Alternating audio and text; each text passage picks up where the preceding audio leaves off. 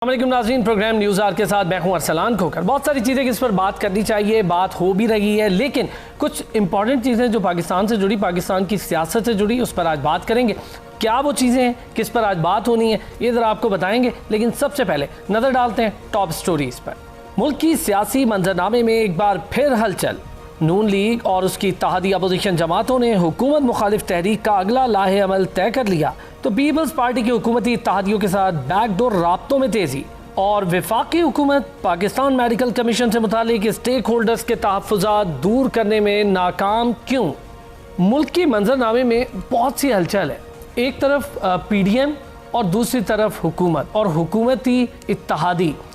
PDM से peoples party का अलग होना और पीपल्स पार्टी और PDM की वो जमात जो सबसे ज़्यादा फ़ाल है, यानी नून लीग और दीगर जमातें, उनका आज़ाद जम्मू कश्मीर के इलेक्शंस में एक उम्मीदवार उतारना और फिर जो बैकडोर राब्तों की बात की जा रही है और इसकी बाज़गश्त सुनाई दे रही है, और वो किन से है, कौन से इत्तेहादी हैं जो इस वक्त हुकूमत के साथ हैं, उनसे क्यों बैकडोर राब्ते कर रही है पीपल्स पार्टी। और दूसरी तरफ PDM का इजलास, और इजलास के अंदर भी इसकी बाज़गश्त के शहबाज शरीफ ने बरमला इसका इजहार किया कि पीपल्स पार्टी या जो नाराज़ इत्तेहादी हैं उनको साथ लेकर आगे चला जाए। दूसरी तरफ मियां नवाज शरीफ का बयानिया इससे बिल्कुल मुख्तलिफ, और इसी तरह मरीम नवाज साहिबा का बयानिया इससे बिल्कुल मुख्तलिफ, यकसर मुख्तलिफ। क्या मुस्लिम लीग नून के अंदर पड़ी वो दरार जिसकी कुछ थोड़ी सी झलक शाहिद खाकान अब्बासी साहब और मियां शहबाज शरीफ साहब के बयानात से दिखी, और दूसरी तरफ हुकूमत की अपनी परेशानियां जो कि इत्तेहादियों को लेकर हैं। अब बलूचिस्तान हुकूमत के अंदर भी एक नया मसला चल पड़ा है, स्पीकर और वज़ीर आला आमने सामने। ये तमाम तर चीज़ें आखिर ले के किस जानिब जा रहे हैं, इन तमाम तर चीज़ों पर बात करेंगे एक ब्रेक के बाद। हमारे साथ रहिए जी। और ब्रेक पर जाने से पहले जिन चीज़ों का मैंने जिक्र किया था उन पर बात करेंगे। मुजाहिद बरेलवी साहब ने हमें ज्वाइन किया है, सीनियर जर्नलिस्ट हैं, एंकर पर्सन हैं, सीनियर तज्जियाकार हैं, हमारे साथ मौजूद है। मुजाहिद साहब, बहुत शुक्रिया सर, आपने वक्त निकाला। सर, हुकूमत एक तरफ PDM और दूसरी तरफ पीपल्स पार्टी एक अलग मामले और एक अलग राह पर चल निकली है। इन तीनों को इस वक्त कैसे देख रहे हैं? हुकूमत के लिए इत्तेहादी परेशानी है और PDM के लिए ज़ाहिर है पीपल्स पार्टी एक अलग प्ले कर रही है, तो वो भी एक अलग परेशानी है। लेकिन सर, PDM में ही मियां शहबाज शरीफ का बयानिया बहुत मुख्तलिफ है PDM के बाकी बयानिया से।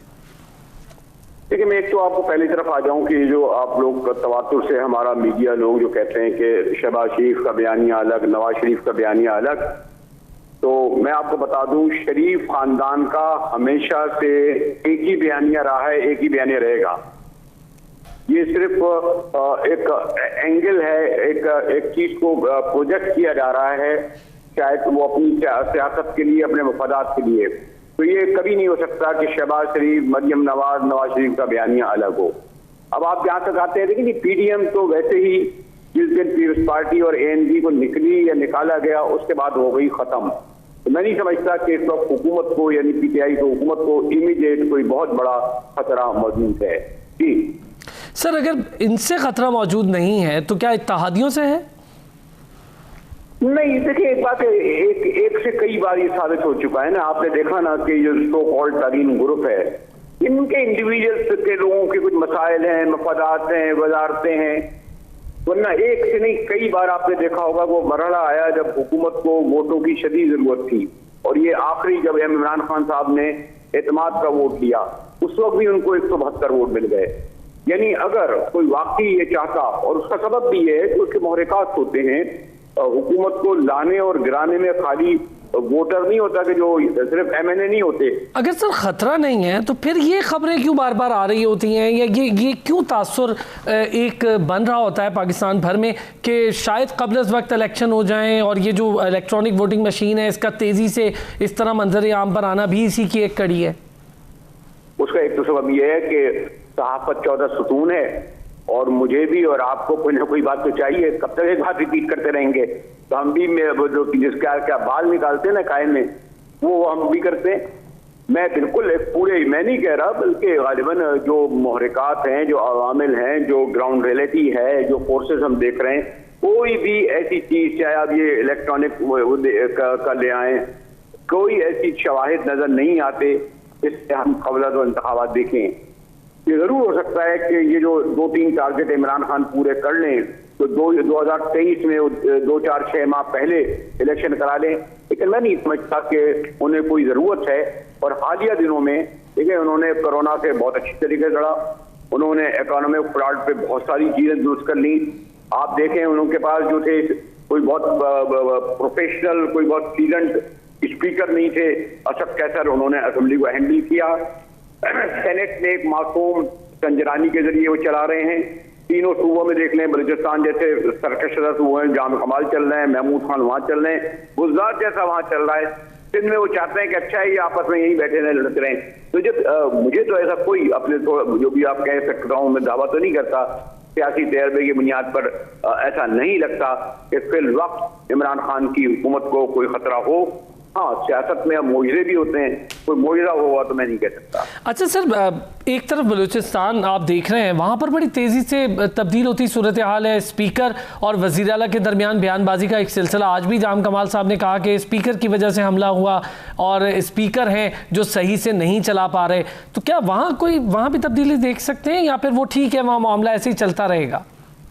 जनाब, वो बलूचिस्तान एक ऐसा सूबा बदकिस्मती से बन गया है कि वो सूबा जिसमें जो मैंगल, मुफ्ती और मरी जैसे पावरफुल लोग होते थे, जो लड़ते थे, पहाड़ों पे जाते थे, मुलायमत करते थे, अब सबसे वनरेबल सूबा है। आपने देखा नहीं, कोई भी शख्स जिसके पास जो है 2 बैग जो है वो 50 करोड़ के भरे हों, सेनेटर हो जाता है, MP हो जाता है। अच्छा, यानी आप ये भी नहीं समझ रहे कि ना उस कोई तब्दीली जैसे कि सनाउल्लाह ज़हरी साहब के टाइम पर हुआ, तो ऐसी कोई तब्दीली नहीं हो सकती आपके ख्याल में?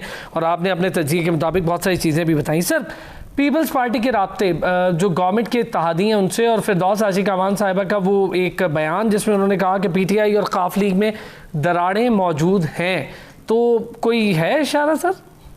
देखिए, अगर मेरे लिए बहुत काबिल एहतराम है, बल्कि मेरा उनका बड़ा इज्जत का रिश्ता है, लेकिन कम से कम फिरदौस आशिक अवान है, ऐसा कोई हवाला नहीं है जिन्हें आप कोट करें और उसकी बुनियाद पर मैं कोई बहुत बयान दूँ। सर, लेकिन पीपल्स पार्टी के साथ काफ लीग के राब्तों की बाज़गश्त तो है। नहीं, वो सर पिछले इत्तेहादी में रहे हैं, इससे पहले इत्तेहादी में रहे। जा रही है, काफ लीग कहीं नहीं जा रही है। अब वो they are comfortable Imran Khan के साथ हैं। अब स्पीकर उनका वहां पर मौजूद है, 2 मिनिस्टर मौजूद हैं, 5 या 7 MNA हैं, 8-9 शायद MP हैं। इस बुनियाद पर वो पीपल्स पार्टी के साथ क्यों जाएंगे? मतलब उनका असल तो पंजाब है ना, और पंजाब में उनका जो इंतकाम की हद तक जो है लड़ाई जो है वो नून लीग से है। तो उनको पंजाब में पीपल्स पार्टी की जरूरत नहीं है, उन्हें तो सबसे बड़े हरीफ तहरीक इंसाफ की जरूरत होगी ना चौधरियों को अपने। सर, ये बताइएगा कि इस वक्त जो गवर्नमेंट की पॉलिसीज़ हैं, इकनॉमिक पॉलिसीज़ की मैं अगर बात करूं, महंगाई अपनी जगह पर है और सरमायाकारी की बजाय कर्ज बहुत तेज़ी से बढ़ता जा रहा है, आम आदमी पर जो बोझ पड़ रहा है, तो क्या ये हुकूमत के लिए थोड़ा सा प्रेशर सिचुएशन है? देखिए, आप पाकिस्तान की सियासत में आम आदमी का रोल कभी का खत्म हो चुका। ये वो लोग हैं, इनको जो मरे हुए अवाम पर अगर 100 दुर्रे भी मारे जाएं फिर भी सड़कों में नहीं आएंगे। आप बताएं कब निकले?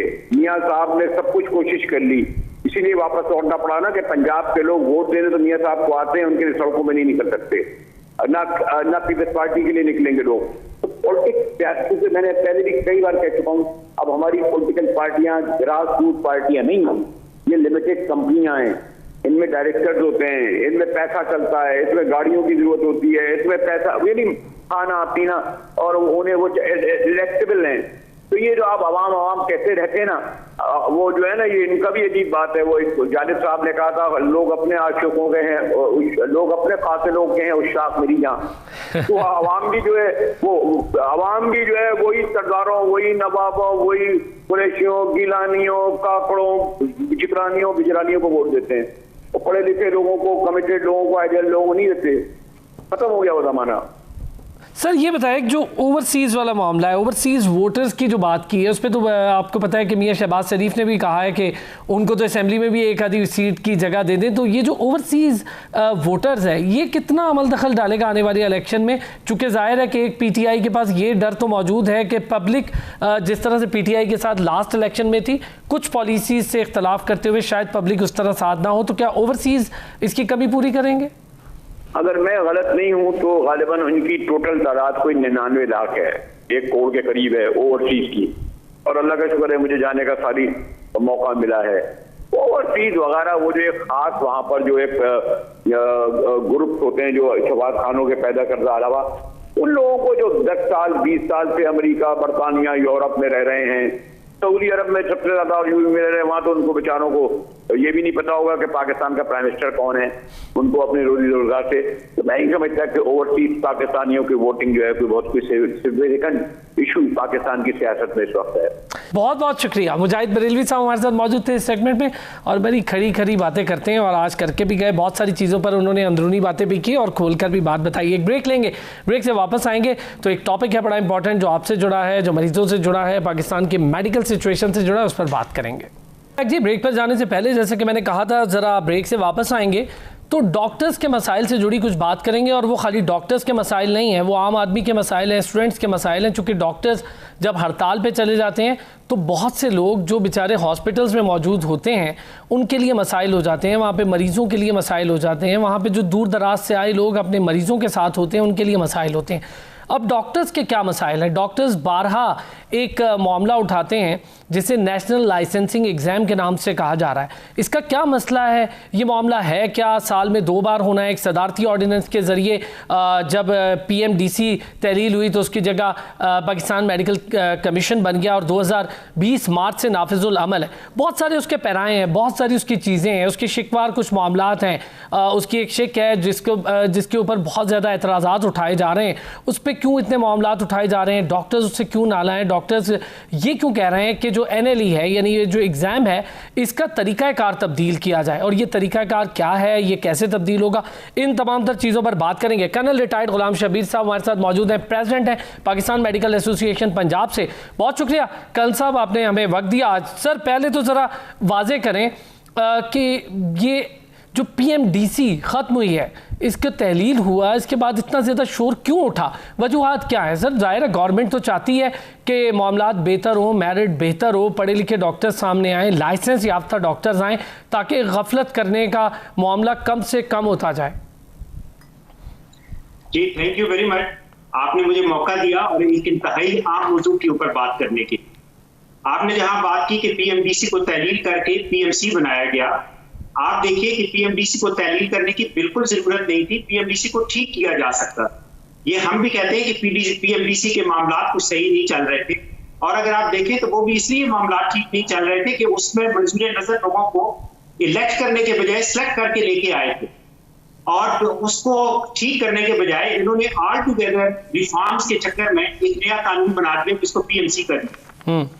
इमरान खान साहब की बदकिस्मती ये है कि वो इस मुल्क को ठीक करना चाहते हैं, लेकिन जो लोग उनके साथ मिले हैं वो उनको ये कह के कि हम चीजों को ठीक कर रहे हैं, वो चीजों को और बिगाड़ कर रहे हैं। आप देखिएगा कि PMC के जो सम्राट हैं वो आपको 5 से 10 सालों के बाद नजर आना शुरू होंगे कि जब हम बूढ़े हो चुके होंगे, हम बिस्तर मर्ग पे पड़े होंगे और डॉक्टर्स हमें ऐसे डील करने वाले मौजूद होंगे कि जिन्हें ABC पे डॉक्टरी की नहीं पता होगी। जहां तक ये कहा जा रहा है कि ये बेहतरी हो रही है और इससे कॉम्पिटेंट डॉक्टर आएंगे, और जैसे आपने नेशनल लाइसेंसिंग एग्जाम्स की बात की, मैं मेडिकल एजुकेशनिस्ट हूं, आई नो कि नेशनल लाइसेंसिंग एग्जाम के हम बिल्कुल खिलाफ नहीं है, लेकिन नेशनल लाइसेंसिंग एग्जाम जिस तरीके से लिया जा रहा है हम उसके तरीकाकार के खिलाफ हैं। क्योंकि आप देखिए कि दुनिया के बहुत सारे मुल्कों के अंदर नेशनल लाइसेंसिंग एग्जाम्स होते हैं, आप उनका देखें कि वो कैसे होते हैं। पहली बात तो ये कि फ्रेम करने के लिए नेशनल लाइसेंसिंग एग्जाम्स आपको कुछ क्वेश्चन पीरियड चाहिए। इन्होंने 2020 के अंदर कानून बनाया और 2021 के अंदर एक ऐसी कंपनी के थ्रू ये इन्होंने नेशनल लाइसेंसिंग एग्जाम कराने की कोशिश कर रहे हैं, MD कैट कराने की कोशिश कर रहे हैं, कि जिस कंपनी का वजूद ही प्रॉबेबली ड्यूबियस है।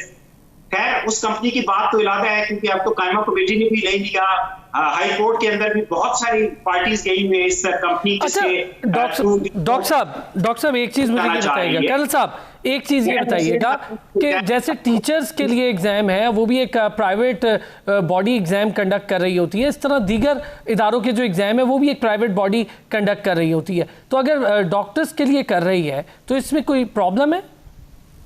जी बिल्कुल प्रॉब्लम है, क्योंकि कंपनी जिस अंदाज में ली गई है, अगर आप वो सारी रिट पिटीशन, मैं आपको भेज देता हूँ रिट पिटीशन मुख्तलिफ लोगों की, आप देखिएगा कि जैसे वो कंपनी वजूद में लाई गई है उससे लगता यह है कि कंपनी को स्पेशली खड़ा किया गया है, उसको लेके आए गए हैं, उसको बगैर किसी उसके मेरिट के, उसको जिसका कोई एक्सपीरियंस ही नहीं है इन चीजों के अंदर। बाकी टीचर्स का एग्जाम होता है, हम बिल्कुल कहते हैं नेशनल टेस्टिंग जो सर्विसेज है, NTS है, वो कर रही है, बट वो एक क्रेडिबल अदारा है, वहां जहां पे MD कैट या जिस तरह US ये नम्स वाले कराते थे तो वो अपने एग्जाम और अपने टेस्ट बना के देते थे। बहरहाल अभी हम NLE की बात करते हैं, हम NLE के बिल्कुल खिलाफ नहीं है, लेकिन ये जो तरीका जिससे ये ले रहे हैं ये गलत है। आप देखिए UK MLA जो कि हमारे NLE की इक्विवेलेंट एग्जाम होगा, ये उन्होंने प्लान किया 2017-18 में और उन्होंने कहा कि हम 2023 में लेंगे और अब कोरोना की वजह से वो 2024 में लेंगे। इस सारे अरसे में उन्होंने उसकी तैयारी की और ऐसा नहीं होता कि 5 साल का कोर्स वो 2 या 3 घंटों के अंदर कर लें और उसमें फॉरेन ग्रेजुएट्स और पर्टिकुलरली एक तो हम फॉरेन का लफ्ज जो ही लेते हैं तो उसमें तमाम कंट्रीज आ जाते हैं। आप देखिए कजाकिस्तान के, चाइना के, बाकी सब जगहों के ऊपर जिस तरह यूनिवर्सिटीज एक्रेडिट की जा रही है उसका भी हमें सबको पता है, आपको भी पता है कि कैसे किया जा रहा है। उन सब का एक एग्जाम 3 घंटे का लिया जाएगा और उन सबको मार्केट में ले आएंगे। आप देखिएगा 10 से 15 साल के बाद, 10 से 15 क्या 5 से 10 साल के बाद इस PMC के जो सम्राट होंगे वो आना शुरू होंगे और किस तरीके से हमारी मेडिकल एजुकेशन और डॉक्टर्स का स्टैंडर्ड डाउन होगा। अच्छा कर्नल साहब माजरत के साथ एक चीज़, जैसे कि आप खुद कह रहे हैं, खुद फरमा रहे हैं ये बात कि हम जो चाइनीज़ यूनिवर्सिटी के स्टैंडर्ड्स की बात करते हैं, इसी तरह पाकिस्तान भर में जो यूनिवर्सिटीज़ हैं जो प्राइवेटली रन हो रही हैं उनके स्टैंडर्ड्स की बात कर लें, फिर हम कई ऐसे केसेस देखते हैं हॉस्पिटल्स में, कहीं कैंची रह जाती है पेट में, कहीं कोई औजार रह जाता है पेट में। इस तरह के वाक़यात फिर गली मोहल्लों में जो डॉक्टर्स हैं और वो जिस किस्म की अद्वियात लिख के दे रहे हैं अपने मरीज़ों को, वो कितना बड़ा ख़तरा है। इन सब चीज़ों के लिए ये जो मैं आपसे जिक्र कर रहा हूँ, इसके लिए फिर क्या होना चाहिए? जो ये ऑर्डिनेंस 2019 में आया, इसके खदोखाल इन तमाम तर चीज़ों पर पूरे नहीं उतरते? नहीं जी, बिल्कुल नहीं उतरते। मैंने जैसे आपको बताया कि ये कानून बेहतरी के लिए बनाया गया नाम के हिसाब से, लेकिन जिस तरीके से कानून बनाया गया ये तो एक लॉ फैसिलिटेटेड करप्शन को जन्म देगा और आप देखेंगे कि इसके समरात क्या आएंगे। हम NLE की बात को पूरा करते हैं, NLE होना चाहिए, हम कहते हैं हो, लेकिन इसके 3 स्टेप्स होने चाहिए। बेसिक साइंसेस का नॉलेज अलग तरीके से टेस्ट हो, पहले 2 से 3 साल के अंदर बेसिक साइंसेस पढ़ाई जाती हैं मेडिकल कॉलेजेस के अंदर, उसका एग्जाम हो जाए और वो जब अभी स्टूडेंट वहां मौजूद है तो होना चाहिए और वो PMC नहीं लेना चाहिए, वो यूनिवर्सिटीज को लेना चाहिए। वो एक यूनिवर्सिटीज का सिंडिकेट बने और यूनिवर्सिटीज के अंडर हो, ना कि एक प्राइवेट फर्म के अंदर हो। उसके बाद जब कंप्लीट कर लेता है बच्चा मेडिकल की एजुकेशन तो क्लिनिकल नॉलेज तो होना चाहिए। देखिए सर, मेरी एक अर्ज है आपसे, अगर यूनिवर्सिटीज कंडक्ट करती हैं, यूनिवर्सिटीज एग्जाम कंडक्ट करती हैं, आप भी जानते हैं, हम भी जानते हैं सिंध भर में क्या कुछ होता रहा, रेमोट एरियाज़ में क्या कुछ होता रहा, जहाँ पर डॉक्टर्स जिस तरह डिग्री लेकर आ जाते हैं और फिर आपको बहुत अच्छे से पता है कि हमारे यहाँ एक कोटा सिस्टम भी है डॉक्टर्स के हवाले से, उस पर भी एक कदगन है। फिर हाउस जॉब करने वालों के लिए भी नेशनल लाइसेंसिंग एग्ज़ाम बहुत ज़रूरी अब करार दे दिया है। अगर इस एग्ज़ाम के खदोखाल, मैं इसके ओवरऑल की बात नहीं कर रहा, इस एग्ज़ाम के खदो, तो क्या ये बेहतर हरबा आपको नहीं लगता कि अगर सिर्फ एक एग्ज़ाम हो और एग्ज़ाम जैसा कि आप कह रहे हैं यूनिवर्सिटीज़ हैं, लेकिन यूनिवर्सिटीज़ के ऊपर चेक एंड बैलेंस कौन करेगा? जी आप देखिए कि अब आप PMC पे कौन चेक एंड बैलेंस करेगा? एक प्राइवेट कंपनी ले रही है, कैसे चेक एंड बैलेंस होगा? और वो एग्जाम होगा भी इस तरह का कि यूनिक एग्जाम हो रहा है और उसके ऊपर तो आप ये भी नहीं पूछ सकते कि ये क्वेश्चन सही था या गलत था या आपने कहाँ से लिया है। यूनिवर्सिटीज का एटलीस्ट ये होता है क्योंकि अपने एग्जाम सेंटर्स होते हैं, एग्जामिनेशन डिपार्टमेंट होता है, उसमें प्रोफेसर्स इन्वॉल्व होते हैं और आप सिंडिकेट बना लें यूनिवर्सिटीज का। एक यूनिवर्सिटी को आप परमिशन ना दे के बोले, आप यूनिवर्सिटीज का एक सिंडिकेट बनाएं, उसके आप मेंबर्स बनाएं और नेशनल लाइसेंसिंग एग्जाम के लिए वो यूनिवर्सिटीज के प्रोफेसर्स लें। कर्नल साहब जो ऑर्डिनेंस है उसके तहत पाकिस्तान मेडिकल कमीशन जो कायम किया गया है उसमें ज़ेली इदारे पाकिस्तान एंड डेंटल काउंसिल हैं, national medical and dental academic board है और नेशनल मेडिकल अथॉरिटी है, तो ये 3 इदारे तो हैं ऊपर। लेकिन देखिए कि वो रेगुलेटर्स हैं, रेगुलेटर का काम एग्जाम्स लेना नहीं है, रेगुलेटर्स का काम ये है कि वो यूनिवर्सिटीज के थ्रू एग्जाम लें और रेगुलेट करें और एग्जाम के तरीके को बदली करें। और ये कौन सा उसूल है कि अभी जो आज स्टूडेंट पास हुए हैं उसको जब वो एंटर हुआ था मेडिकल कॉलेज के अंदर तो आपने ये नहीं कहा था कि उससे एग्जाम लिया जाएगा, क्योंकि अब आप एग्जाम ले रहे हैं उससे बेसिक साइंसेस का भी या क्लिनिकल साइंसेस का भी, और उसको आपने ये नहीं बताया था। सो पहली बात तो ये है कि ये रेट्रोस्पेक्टिव नहीं होना चाहिए और रेट्रोस्पेक्टिव इसलिए भी नहीं होना चाहिए कि आपको पहले पायलट प्रोजेक्ट के तौर पर आपको रन करना चाहिए। मैं तो इस चीज की हमायत में हूँ कि आप ले NLE, जो अभी मौजूदा हाउस जॉब कर रहा है बैच, उसको कहें कि आप NLE देंगे, बट इसके ऊपर बिल्कुल डिपेंड नहीं करेगा कि आपके पास के ऊपर लाइसेंसिंग होगा। आप इससे स्टैंडर्डाइजेशन अचीव कीजिए। आप देखें कि बच्चों का क्या जो उनके अचीवमेंट स्कोर्स हैं फाइनल ईयर एमबीबीएस के अंदर, क्या वो मैच करते हैं उनके एलएलई के साथ या नहीं मैच करते। हाउस जॉब की रूटीन इतनी सख्त होती है कि हाउस जॉब के अंदर आप बेसिक साइंसेस का या क्लिनिकल साइंसेस की बेसिक नॉलेज आप नहीं टेस्ट कर सकते।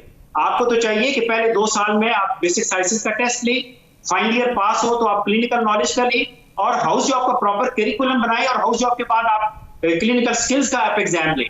आप कैसे ये इमेजिन कर सकते हैं कि एक हाउस जॉब वाला, आप कभी चले जाए बीपीएच चले जाएं, आप कभी होली फैमिली चले जाएं, आप वहां पे देखेंगे कि जो बच्चे वहां पे हाउस जॉब कर रहे हैं उनको सर खुजाने की फुर्सत नहीं है। अच्छा ठीक है साहब, चूंकि वक्त की कमी है तो मेरा एक आखिरी सवाल है आपसे, बस ये बता दीजिए जो 1 साल में 2 बार ये एग्जाम लेने की बात हो रही है, इस पर क्यों इतना ज्यादा शोर मचाया जा रहा है यंग डॉक्टर्स के जानिब से?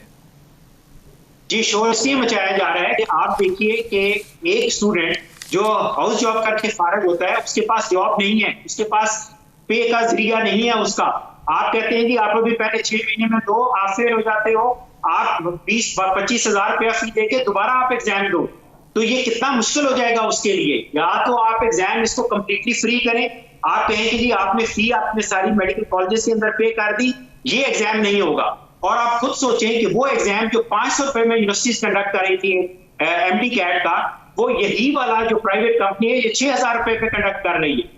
इसी तरह एनएलई एग्जाम मेरे ख्याल में कंप्लीटली फ्री हो सकता है अगर आप यूनिवर्सिटीज को दें।